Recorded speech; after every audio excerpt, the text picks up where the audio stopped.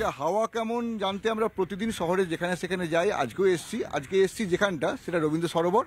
একটা বড় বট গাছের নিচে আমি দাঁড়িয়ে আছি, আর ঠিক তার পাশে একটা জলাধার, আর তার ওই দিকটা দেখুন আমরা দেখতে পাচ্ছি অসংখ্য বক পাখি, যেটা পেন্টেড টক বক বলে, সেগুলো আছে। তো আমরা বিভিন্ন লোকের সঙ্গে কথা বলবো এই সময়। আমাদের মোদ্দা উদ্দেশ্য হচ্ছে মানুষের কাছে গিয়ে সাধারণ মানুষের বক্তব্য তোলা, এবং হাওয়া যে কেমন, হাওয়াটা এদিক ওদিক যাচ্ছে না গোলমেলে হাওয়া জেনে নেওয়া। তো আমার সঙ্গে আরেকজন আছেন। আপনার নাম কি দাদা? সোমেন্দ্রমোহন ঘোষ। আমি পরিবেশবিদ এবং লেকে দৈনন্দিন আসি, প্রাতঃভ্রমণকারী হিসেবে আসি। তো আপনি তো প্রতিদিনই এখানে আসেন, এত সুন্দর আপনাদের লেক। হ্যাঁ, আমরা তো মোহিত হয়ে গেলাম দেখে। তো এখানে তো হাওয়াটা খুব ভালো। তো এমনি সার্বিক হাওয়া কেমন?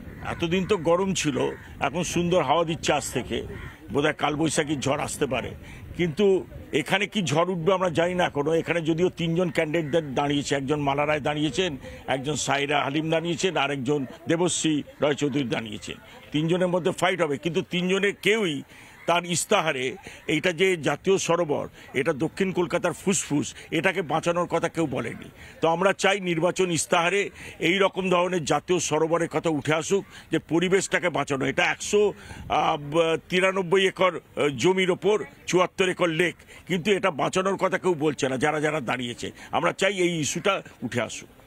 এত সুন্দর যেখানে জীব বৈচিত্র্য, এত সুন্দর এখানে গ্রিনারি, এবং যে লেকটা আছে, পরিযায়ী পাখিরা আসে, সেটা নিয়ে কেউ কিছু বলছে না যে কিভাবে জল সংরক্ষণ করা যায়। উল্টে দেখা যাচ্ছে এই লেকটা বিভিন্ন লোককে দিয়ে দেওয়া হচ্ছে, হস্তান্তর করা হচ্ছে বেআইনিভাবে।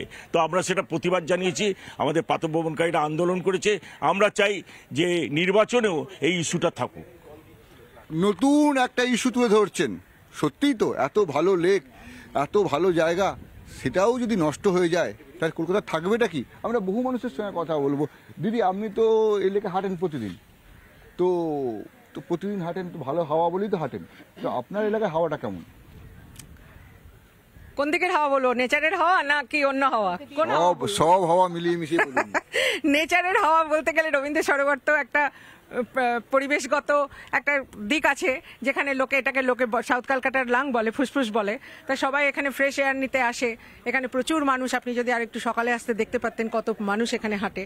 তো সুতরাং সবাই এখানে তাদের স্বাস্থ্য উদ্ধারের জন্য আসে। সে তো আমি দেখতেই পাচ্ছি, কিন্তু হাওয়াটা কেমন, এলাকার হাওয়াটা কেমন? এই যা এখানকার হাওয়া বলতে আমি যেটা বুঝেছি, এখানে বড় ফুলের হাওয়াটাই বেশি। বড় ফুল? আপনাদের এখানে দেখলাম অনেক পদ্ম ফুল ফুটেছে। হ্যাঁ, লেকে এখন ভর্তি পদ্ম ফুল ভর্তি। এমনিতেও লেকের হাওয়াটা পদ্ম ফুলের দিকেই আছে। পদ্ম ফুলের দিকেই আছে একদম। দিদি কি বলছে? একদম ঠিক। আমার তো লেক, মানে আমি বেঁচে আছি এই লেকের জন্য। আমি ব্রিদিং প্রবলেমে ভুগতাম, আমি আজ থেকে 35-36 বছর আগে। এই লেক আমাকে বাঁচিয়ে রেখেছে। তাহলে আপনি বুঝতেই পারছেন লেকের কিরকম।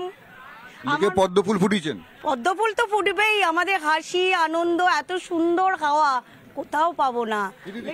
এখানে আসি আমরা একটা অক্সিজেন নিতে, আর একটা আমি মনে করি এটা একটা মেডিসিন। এখানে যে আসছি না, এটা যেন আমরা একটা মেডিসিন পাচ্ছি একটা সারাদিনে। হাওয়া কেমন? কিসের হাওয়া বলবো? এই হাওয়া বলতে এখানে কি বলবো, বোঝাবো? প্রকৃতির যে হাওয়াটা, সেটা তো আমরা নিতেই আসি, অতুলনীয়। প্রকৃতির হাওয়া খুব ভালো এখানে, আমিও বুঝতে পারছি প্রকৃতির হাওয়া, কিন্তু প্রকৃতি তো সবকিছু নিয়েই। প্রকৃতি নিয়ে কি হবে দাদা বলবেন? প্রকৃতির হাওয়া অন্য হাওয়া, না চুপ করে থাকবেন? না না, প্রকৃতি তো আমরা এখানে প্রকৃতির হাওয়া নিতেই আসি। তো বাইরের হাওয়া বোঝা যাচ্ছে না কিছু, কি হবে দেখা যাক কি হচ্ছে। দেখা যাক, কথাবার্তা আমাদের চুপচাপ। আমাদের এখানে প্রকৃতির হাওয়া বরাবরই ভালো। আমরা বিগত প্রচুর বছর ধরে এখানে আসি, এবং এই লেকের জন্য প্রচুর। আপনার প্রকৃতির হাওয়া যে ভালো আমি বুঝে গেছি, আমার পুরো মানে এত ভালো লাগছে আমার নিজের। অন্য হাওয়া কেমন? দেখবেন পদ্মপুকুরের ভেতরে প্রচুর মানে পদ্ম ফুল ফুটেছে, কিন্তু এখানে জোড়া ফুলই ফুটবে, তার কারণ ক্যান্ডিডেট জোড়া ফুলেরই স্ট্রং। ইনি কিন্তু আর কোনো এদিকে নয়, ঠাড়ে ঠোড়ে নয়, সরাসরি বলে দিলেন পদ্ম ফুল ফুটেছে দেখা যাচ্ছে, কিন্তু অন্য ফুলও আছে, ঘাস ফুল হয়েছে এখানে। কি বলছেন? হ্যাঁ, আমি এটা বলতে চাইছি যে দেখুন, আমার পক্ষে তো প্রেডিকশন করাটা সম্ভব নয়, তবে আমার মনে হয় যেই এখানে জিতুক বা যারাই আসুক, তারা যেন ভালো কাজ করে, আমাদের লেকটাকে একটু ভালো মতো আরও আপডেট করলো এবং এটাকে ঠিক মতো মেনটেনেন্স করলো, এটাই আমি চাই। কেন এখানে দেখুন, আমার পক্ষে বলা মুশকিল যে কোন হাওয়া চলছে। কিন্তু যেই হাওয়াই চলুক লেকের হাওয়াটা যেন সুষ্ঠু সুন্দর এবং মিষ্টি থাকে, সেটাই আমরা চাইবো। খুব দারুণ কথা বলছে। হাওয়া যেদিকেই বউক না কেন, অনুকূল হোক প্রতিকূল হোক কিছু যায় আসে না, লেকে যেন হাওয়া থাকে। কি বলছেন আপনি? একদম সেটাই। বেসিক্যালি আমাদের লেকে, আমি আগে বলে নিই একটু লেকের ব্যাপারে। লেকে আমাদের অনেক কিছুই এখন রিসেন্টলি মানে প্রবলেম আছে, যেগুলো প্রবলেম হচ্ছে রিসেন্টলি। যেমন অনেক জল খুব তাড়াতাড়ি শুকিয়ে যাচ্ছে, হোয়াট এভার রিজন জানি না কেন। বড় বড় বাড়ি হচ্ছে, প্রমোটার রাজ হতেই পারে প্রমোটার রাজ, বা যে কোনো কারণে জল অন্যভাবে বা যে কোনোভাবেই হোক, যাই হোক না কেন জল তুলে নিচ্ছে বহুতল। বলতে পারবো না, বহুতল জল না তুললেও বাট কিছু একটা তো হচ্ছে, কারণ জল অন্যান্য ব্যাপারে জলের লেভেল এতটা এইরকম সময়, যতই গরম পড়ুক, এবারে গরম বেশি পড়েছিল, এরকম সময় এতটা জলের লেভেল কমে না। তারপরে এইটা তো একটা কারণ আছেই, প্লাস তারপরে অন্যান্য কারণও আছে কিছু, আমি জানি না, যাই হোক। তো এটা একটা বড় কারণ। আর 2 নাম্বার হচ্ছে আপনি অনেক দেখবেন, আপনি একটু যদি ঘোরেন দেখবেন হয়তো অনেক মাছ মরে ভেসেও আছে, এরকম আমাদের প্রায়শই আমরা দেখা যায়, ওদিকটাই বেশি। তো যাই হোক, তো যেই আসুক উনি যেরকম বলেছেন ভালো করুক।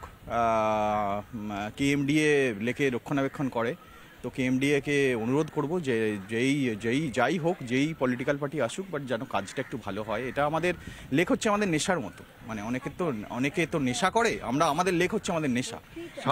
সাধারণ মানুষ বলছে লেকটা ভালো হোক, যেই আসুক, মানে পলিটিক্যালি কে আসুক না আসুক সেই রকম নিয়ে অতটা হয়তো ভাবছেন না, কিন্তু যেই আসুক। একজন এখানে একটু আগে বললেন যে কোনো পলিটিক্যাল দল তাদের ইশতেহার বা কোনো নেতাই এই লেক নিয়ে কিছু বলেননি, তাতে উনি বলেন এটাও তো হওয়া উচিত ছিল। না, ওনারা হাওয়াটা ওই পলিটিক্যালের দিকে নিয়ে যায়। এই যে পরিবেশ সম্বন্ধে এটা কেউ কিছু, সবাই যারাই আসুক কেউ পরিবেশ নিয়ে কিছু ভাবছে না। কিন্তু আমরা আজকে মানে ছোটোবেলা থেকে লেকের হাওয়া খেতে খেতে সকাল হলেই যেন লেকে গিয়ে দৌড়াই, অক্সিজেন নিয়ে আসি। এই অক্সিজেন নিতে আমরা সবাই দৌড়ে আছি, এত লোক শুধু অক্সিজেন নিচ্ছে। তা আমাদের কথা হচ্ছে যেই আসুক, কিন্তু আপনি কাকে আনতে চান? আমি আনার কেউ নেই।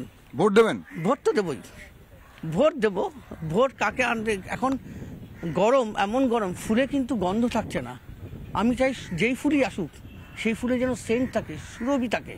খুব মারাত্মক কথা বললেন, ফুলে গন্ধ নেই, যেটা বলে যে ফুলই আসুক সেই ফুল যেন গন্ধ হয়, প্রকৃতি যেন ভালো থাকে। আমরা লেকে এই নিয়ে আজকের হাওয়া কেমন অনেকে জানতে চাইলাম, অনেকে জিজ্ঞাসা করলাম, কেউ হালকা করে এড়িয়ে গেলেন, কেউ মোটামুটি মনের কথা মনে না রেখে কিছুটা বলে ফেললেন। তো প্রতিদিনই আমরা এইভাবে হাওয়া কেমন জানতে বিভিন্ন মানুষজনের কাছে যাব। আজকে হাওয়া কেমন এই পর্যন্ত।